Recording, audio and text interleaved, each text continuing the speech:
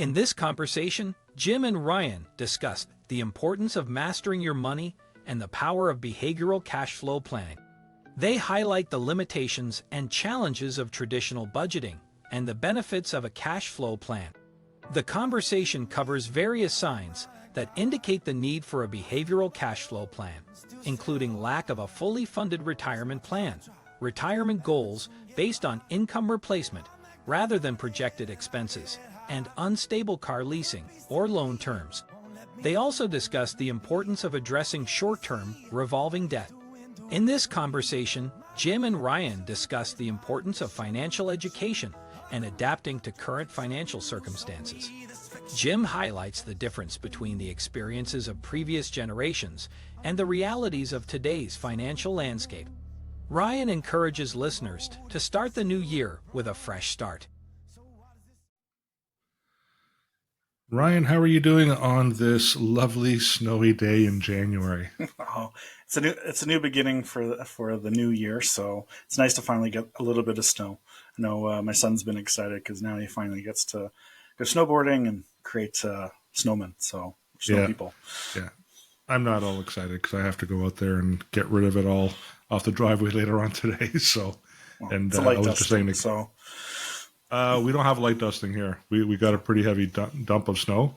Yeah. And I was just saying to Carol earlier today, like every time I go out there and I clear the snow, especially when it's windy and it's blowing back in my face, there's a lot of not nice things that I say. You know, if I was recording that live, there'd be a lot of beeping. And then I come back inside the house and immediately I'm like, okay, buying a house in South America somewhere because I just can't deal with it. But anyways, today we're talking about it like you said, it is a new beginning, right? January, new year, lots happened last year in 2023. We're hoping for some really good things to happen this year. In terms of the podcast itself, we have some great ideas that we're going to be sharing with people in future podcast episodes.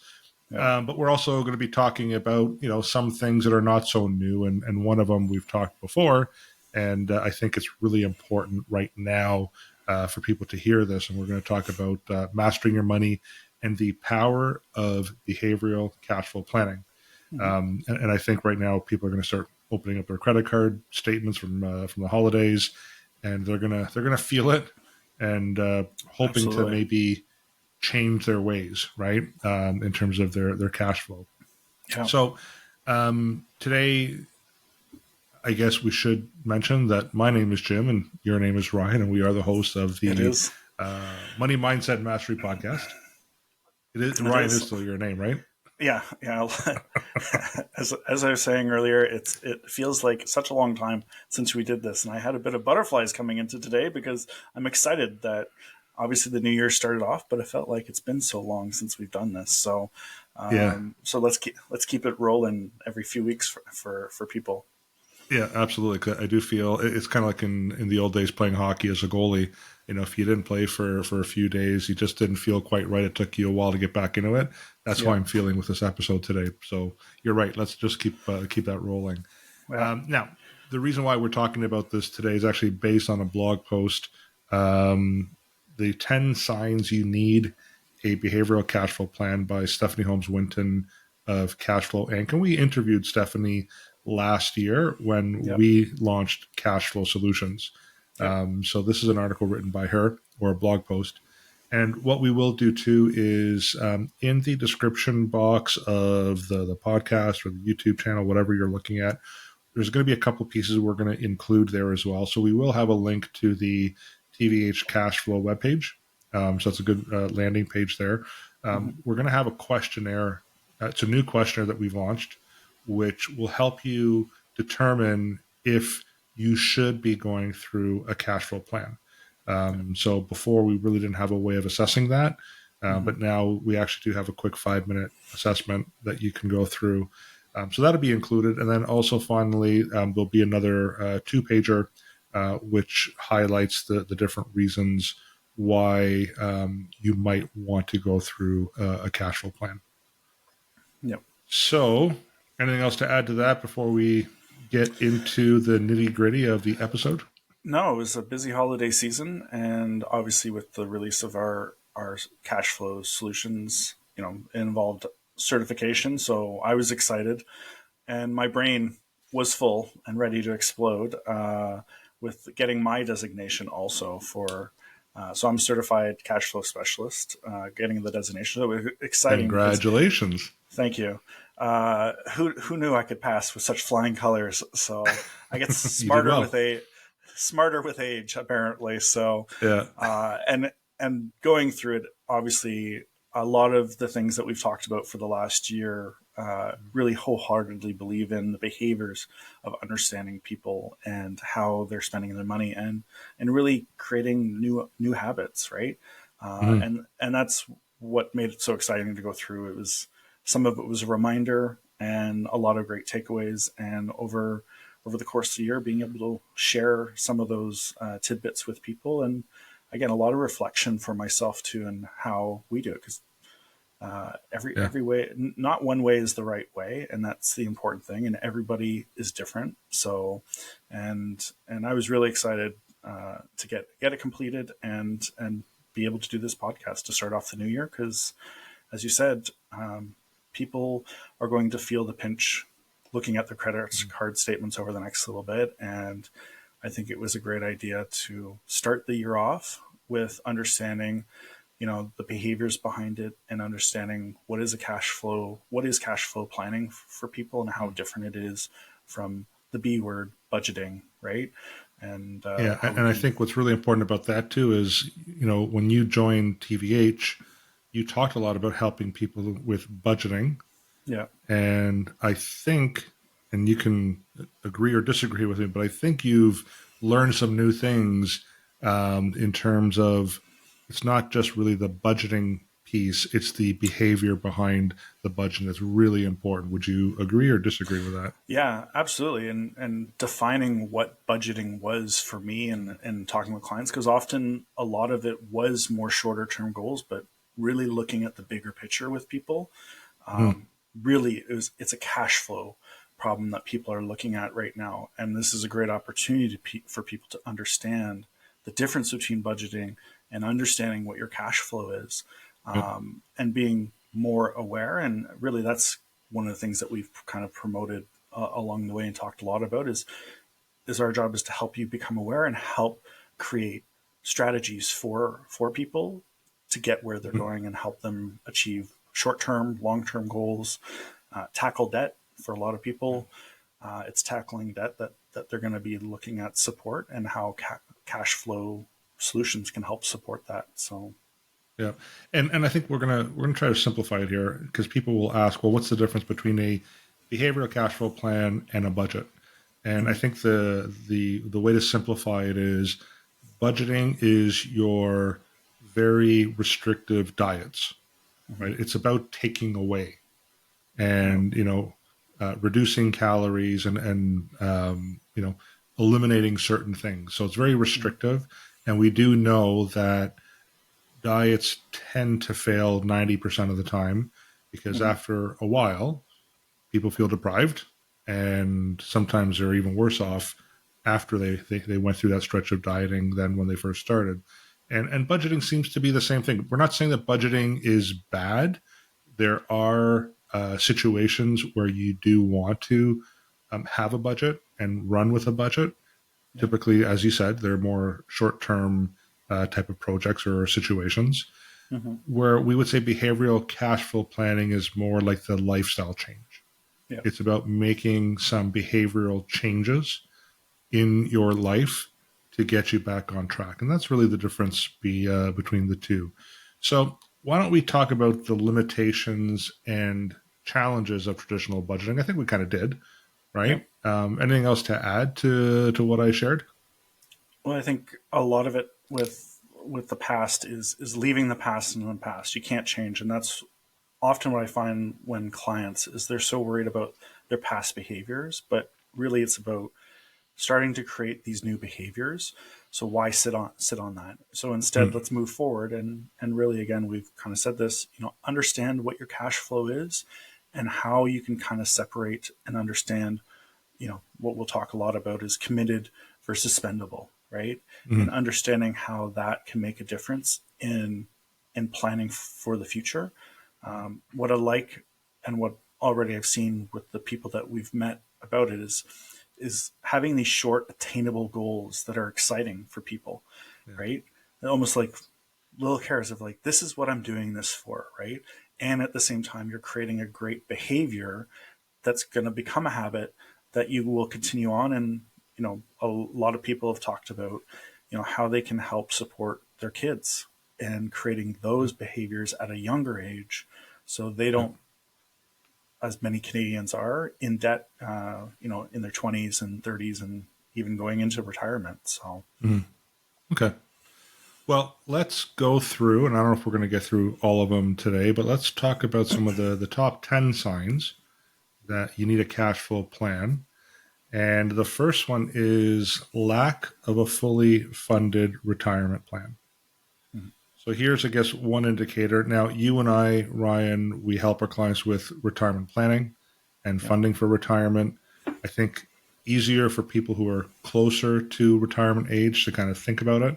A little bit more challenging for someone who's 30 years away from retiring. But really, one way to determine if you are not on target, if there is going to be an issue in having enough funds for retirement, is to go through a traditional retirement plan, which we do. Yeah. And then from there, we can see if there are any shortfalls. Yeah. So one sign that you might want to look at a behavioral cash flow plan is if you set out some of these goals for retirement and you're way off track. Yeah. Yeah, I think when it comes to fully funding a retirement plan, is often people don't know how much they need to save going into retirement, right? And often, many times, many articles say it's less than what you're currently, but a lot of articles have said that you actually spend more in the first few years of retirement. So, those things can go unplanned, and then at the same time, where are we with the environment of the economic world, right? And how are we performing? How are your retirement savings performing during that time? And again, the fund and being able to go through a cash flow plan can really give people a clear understanding where they're actually at. So, yeah. All right. Now the next one too is retirement, and we're kind of guilty of this, right? Retirement goals based on income replacement rather than projected expenses.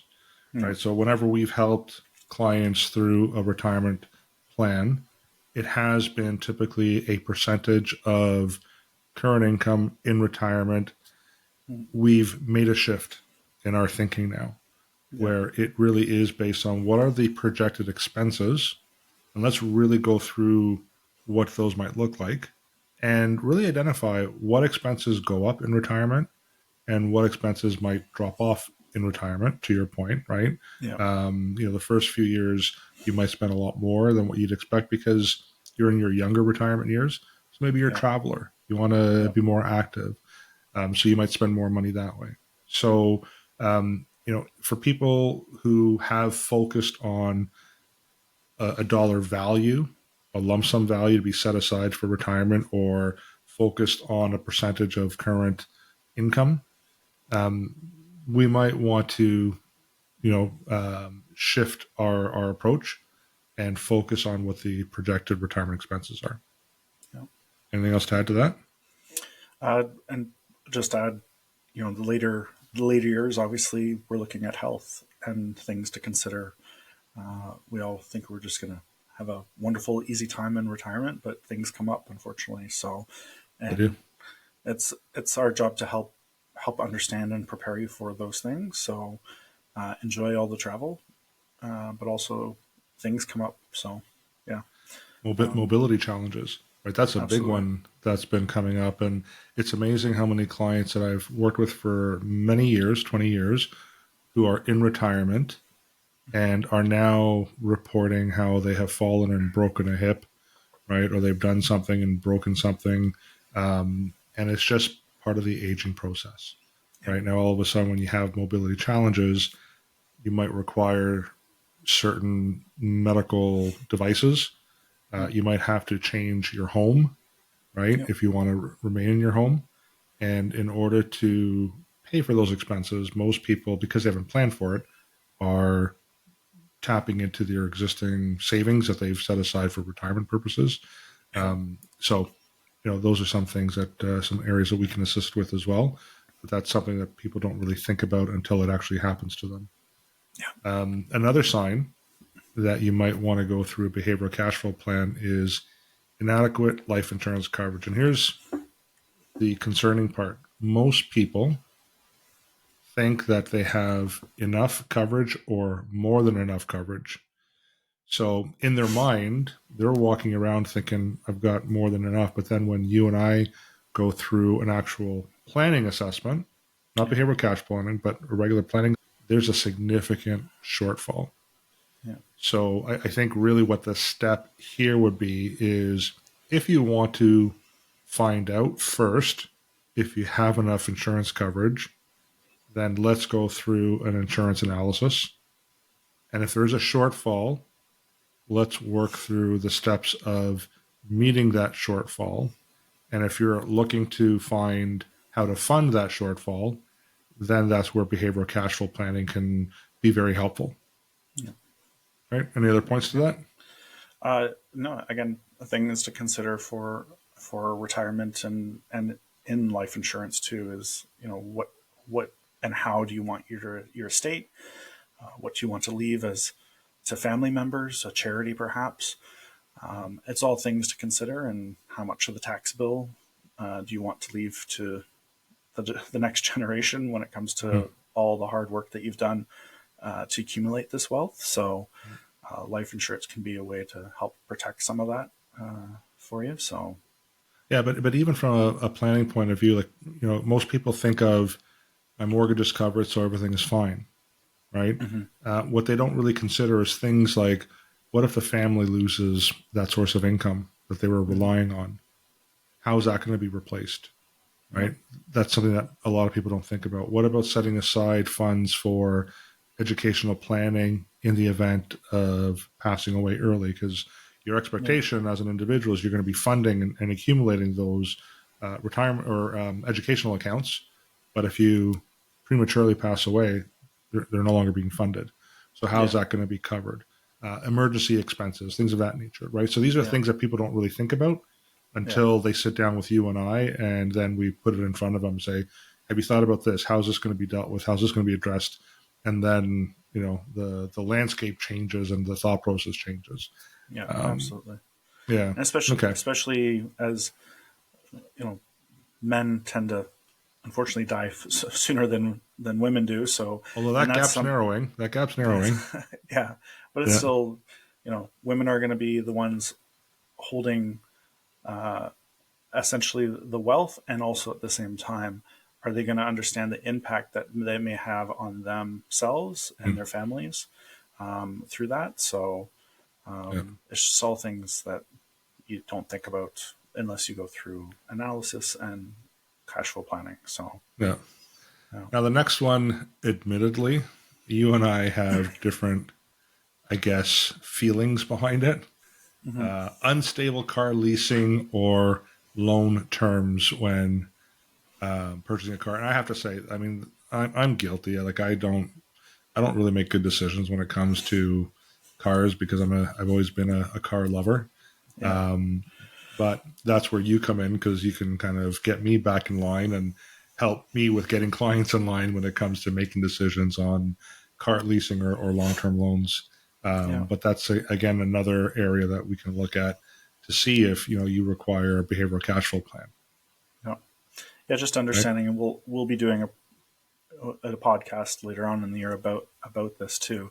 It's just really understanding the terms when it comes to cars and car leasing and whether to loan. And again, we have some very practical ways to figure out what's best for each individual and what makes most sense. So, yeah. Now, a lot of people are carrying debt. A lot of people are carrying short-term revolving debt.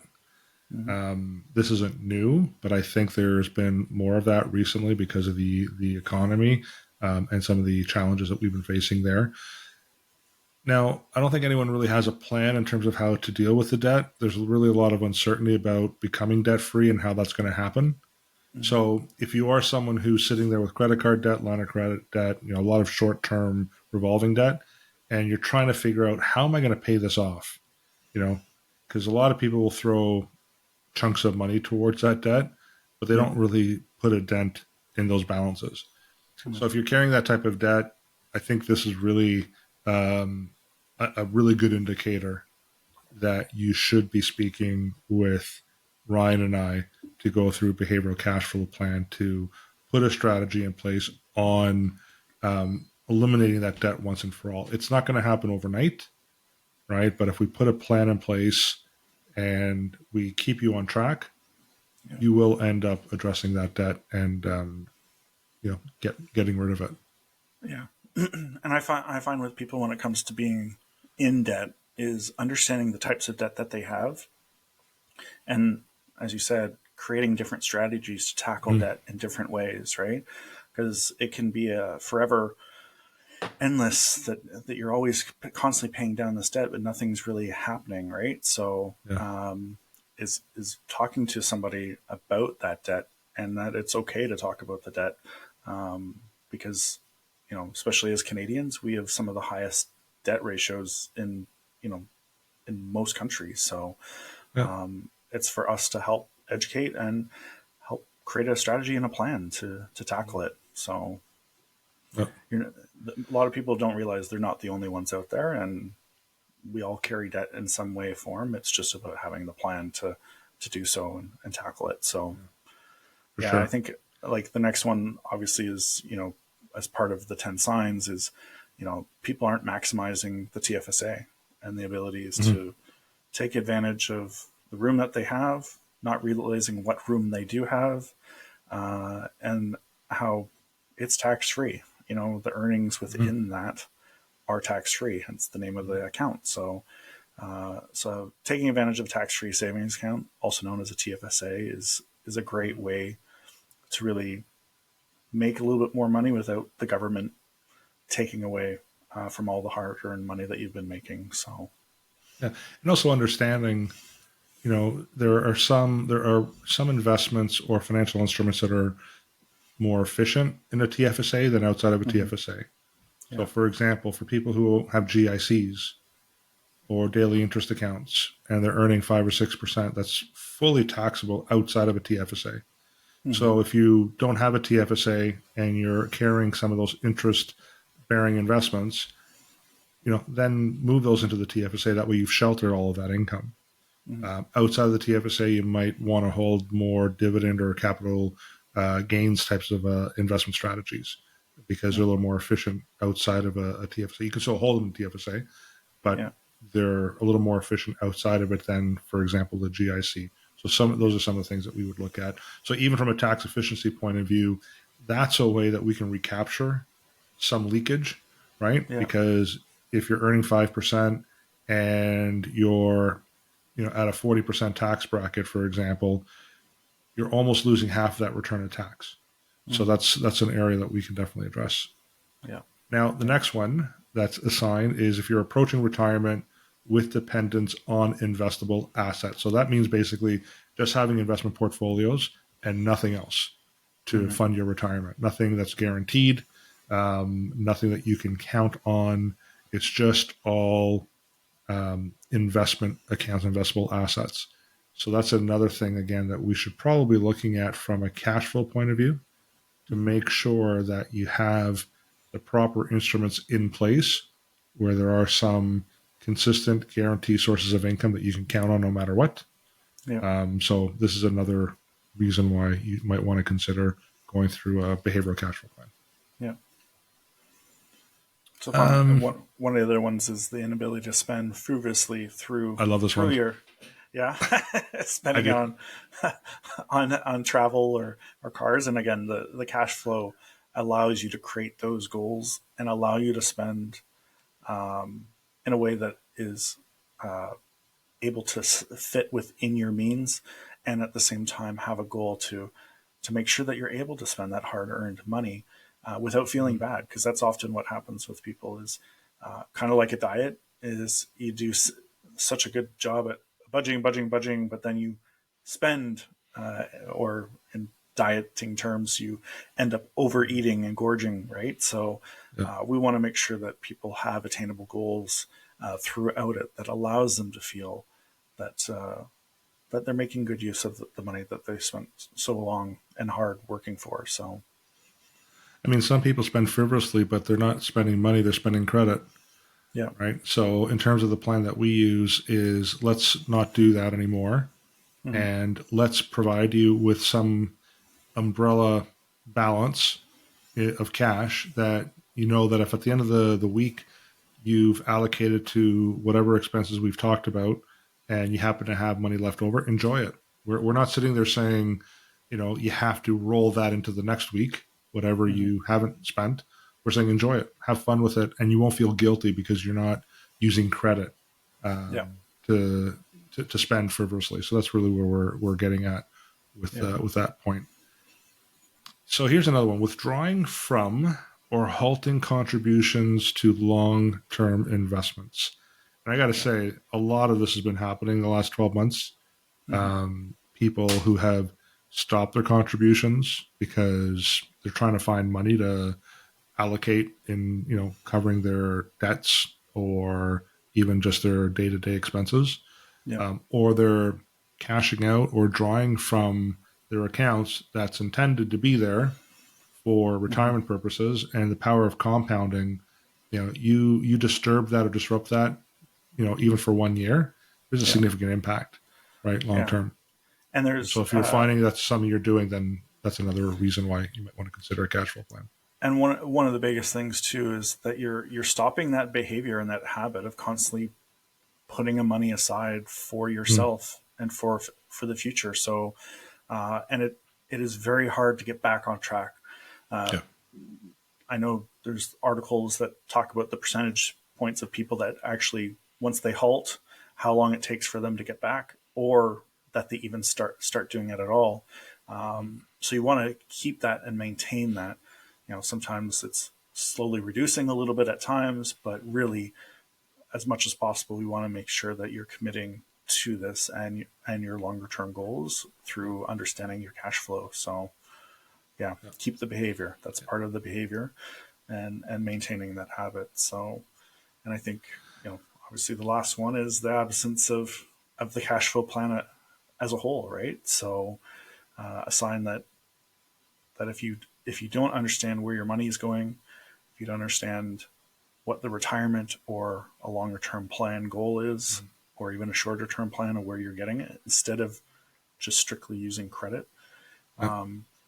I think it's obviously a great sign. So But what I want to do is I actually want to shine a spotlight on this one yeah, because I think most people might read this or hear us saying, oh, well, I don't have a cash flow plan, so therefore I should have a cash flow plan. I think really what the point we're trying to make here is chances are that if you have worked with a banker or an investment manager or a financial professional, they haven't gone through a cash flow plan with you. They haven't even talked about cash flow in depth, yeah, right? They might have talked to you a little bit about budgeting, but chances investments, are exactly investments, and that's what they're focusing on is the investment piece or the insurance or whatever that might be.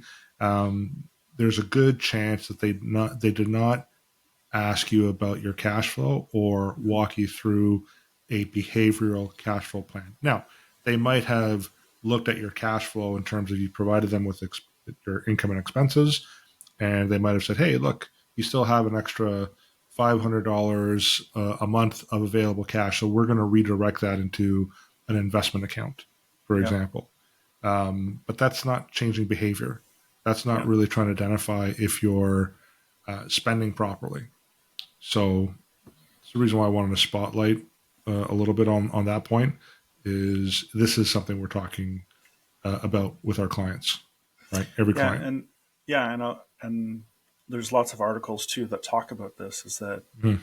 people want to talk about their cash flow and nobody's talking about it. Hence why Mhm. it was important for us to to learn more, to get certified, to understand more about cash flow, because this is the biggest thing that is often weighing on people's minds. It isn't Mhm. their investments, and yes, it's important to know whether you're up or down and what your return is, but it means nothing if at the end of the day you have this large credit debt that you need to potentially pay off, Yep. and how you can kind of rein some of those things in without feeling hard on yourself, and Mm. creating a plan that you can see, a plan that can be identified so you can be aware of where you're going and where your starting point and where your end goal will be. And again, every person is different as far as when we go through this in a short period of time. Mm. I haven't seen two cash flow plans that are the exact same, because Yeah. every person is unique. And when you go to many institutions, their only goal is, what is the one thing I'm going to invest you in today, right? Yeah. It's what's the Slurpee flavor of the month, essentially, and putting us into that, putting people into that, and not asking some more questions, to understand more of where you're coming from and what really makes you not sleep at night. So Yeah. Now, the benefit of a cash flow plan, and again, I know we keep repeating ourselves here, but it's really important to understand it's really designed around human behavior mhm. and making decisions around human behavior or identifying what those behaviors tend to be, and making adjustments to some of those behaviors. Mhm. And some of it is, is it habitual? Yeah, there's some habits that we try to help to establish. There's some automation that we help our clients with. Most importantly, when you do, going back to the dieting, when you make lifestyle changes, a lot of people are working with professionals. They're working with a nutritionist or a personal trainer. Yeah. For this to work, you have to work with a certified cash flow specialist. So part of what we do is we coach you along the way. It's not just here are the things you need to do and we leave you with it, Yeah. right? It's the ongoing coaching because people they will veer off a little bit. It happens. We're all human. This is again going back to human behavior, Yeah. and we recognize that and understand that. So a big part of the plan itself is having that coach to coach you along the way. So I think that's really important to highlight. Yeah. Yeah. Yeah. And helping you understand how we can help free up funds for you by going through this Mm. system, right? Yep. And help you attain your financial goals. I said it before, and it's often the simplest way is understanding your committed expenses versus your spendable expenses, and not biting off too much. As we say, slow and steady wins the race. So we're not going to bombard people with a bunch of information that's going to feel overwhelming, but we're going to be there to help support along the way, and really establish, what is that short term goal that's going to get you excited to make sure, you know, for the next 6 or 18 months, whatever that short term goal is, to make sure that we're able to help support that need for you to achieve it, right? And at the same time, tackling some of those other things like creating an Mm. emergency savings, and some more longer term goals, and tackling some debt along the way. Really, that's one of the biggest things that I found as a difference between budgeting versus cash flow planning is it was really about the excitement of actually achieving these goals, and in a short Yeah. period of time, being able to achieve them, even over the holiday season. Going through this, myself being able to achieve like a very small short-term goal that I set myself up for, and seeing that for myself, I'm on track, and mine is short-term goal. Let's do a travel, right? Yeah. So already that Jim and I've already said from the beginning is we're doing the same things. We're actually practicing what we preach. We're actually doing and being part of these things to Mm. ourselves. So otherwise, if it didn't work, then we wouldn't be doing it ourselves, right? So Yeah. Absolutely.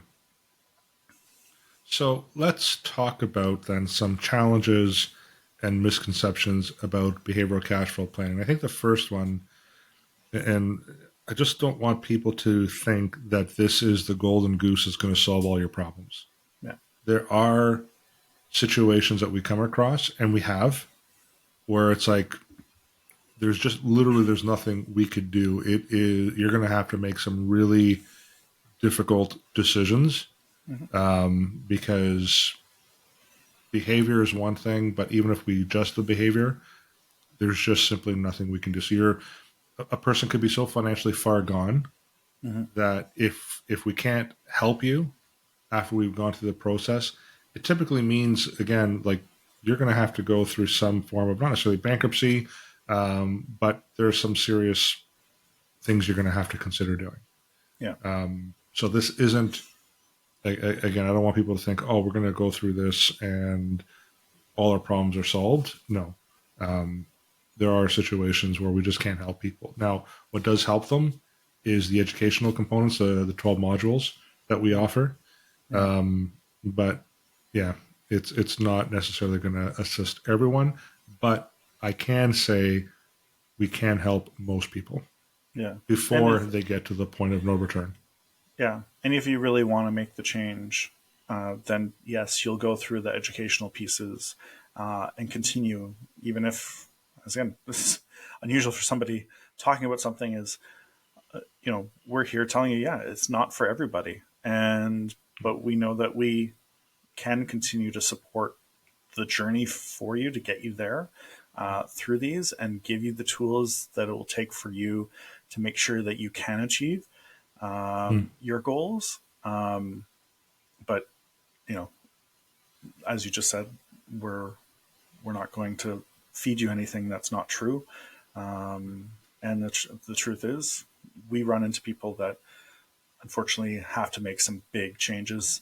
And sometimes it takes that little push from somebody to say, hey, some big changes need to happen, but here's at least some tools for you to consider to help work you towards that. So that's what I enjoy about this, is that it's hard because we've been creating a habit for years, whether it's the lack of education through our own education schooling system that's kind of created this habit.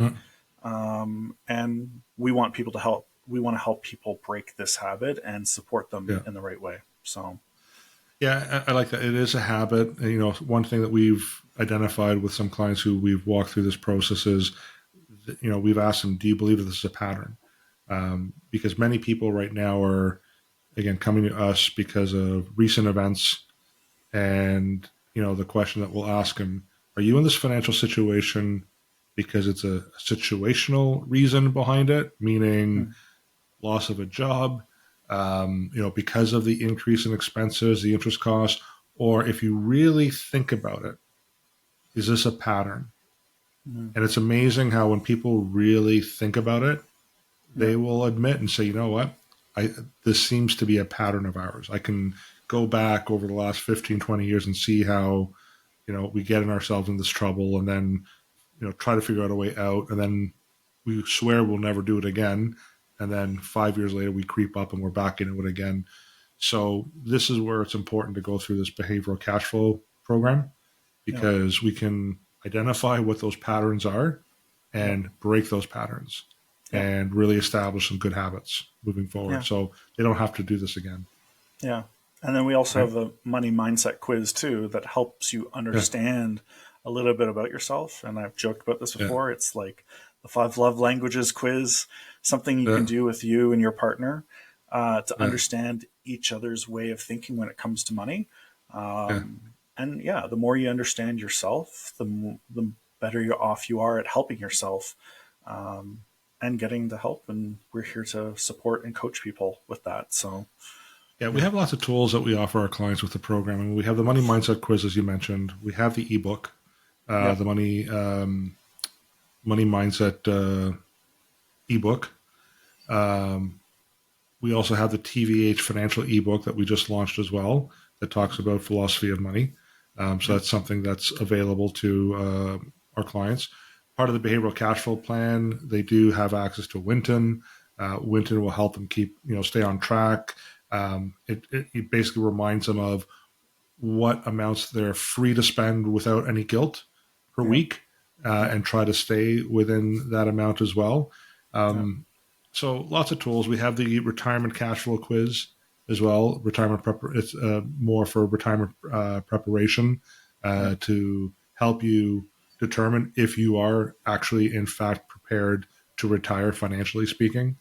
And again, just recently we launched the cash flow assessment. So really, that's another quiz that will help you to determine should you have a need for a behavioral cash flow plan. So lots of tools that are available through our program. And in addition to that, as we mentioned before, 12 educational modules. Yeah. Right. And obviously easy listening of our odd podcasts along the way, and the coaching sessions that we're going to be offering for people, right? So yeah, I think the coaching is going to be very important for a lot of people because it helps, again, keep them on track. And they're accountable. Yeah. You know, I think that's another thing too, is they feel they're accountable to their cash flow coach. Yeah. So I think that's a big one, is now we're also establishing accountability.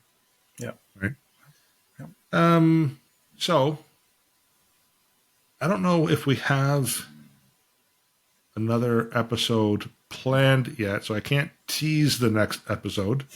But we are, again, working on a lot of different topics that we're going to share out there.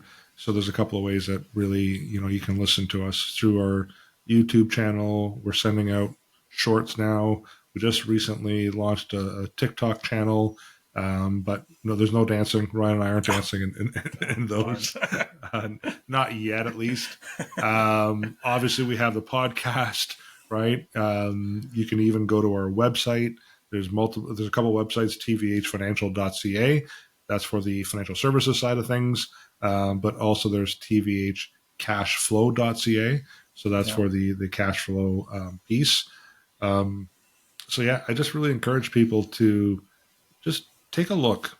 You don't know what you don't know. That's something that someone mentioned to me a long time ago, and it's really helped me because I keep my mind open to new things because again, you don't know what you don't know. So it doesn't cost you anything to complete the quiz, either the assessment or the money mindset quiz. So it's just something I encourage people to do. Yeah. And I think, if this is the right step for you, often you try to ask people, do you feel like you're earning a good income and it's, you're not getting ahead in life when it comes to the amount of money that you're making? Do you feel like your debt and spending is left out of your financial plan when you're talking with your advisor? A good idea to contact us and talk about the cash flow. And would you just like a simple way to get your finances on track and get more out of your money and more out of the things that you want to do without having to worry? If you're answering yes to some of these, I think it's a good idea just to, email or call or find a way to connect with us to just start a conversation and see where it goes. And if it feels good to you, then like a nice dress or a nice suit, put it on and take it out for a spin and wear it a little bit. So, and see where it goes from there. And, if we can help you, we're going to be here to help support, coach, and help give you the tools that you can share with, your kids or your family members to make sure that they too are potentially getting on track with their cash flow. So, yeah, the benefit's generational.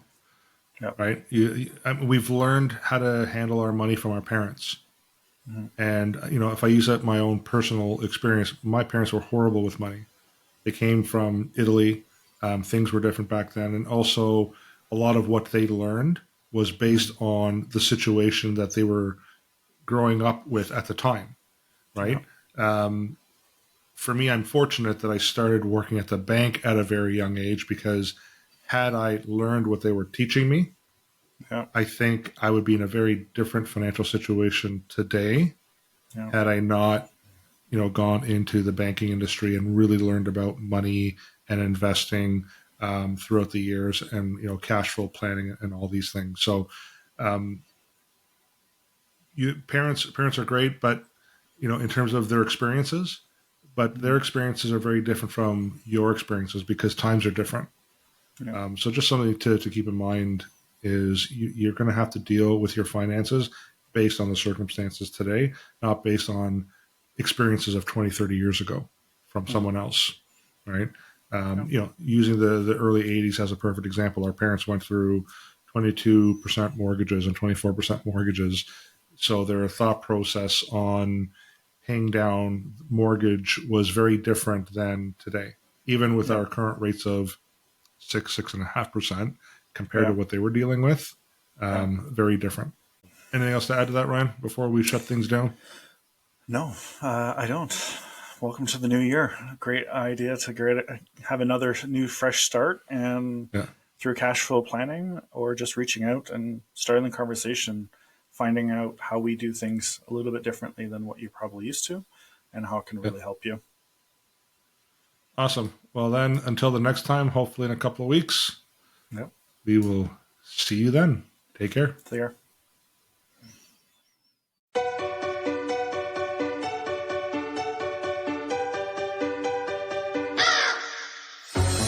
Why is it me? Why am I a guy? I still buy low, still sell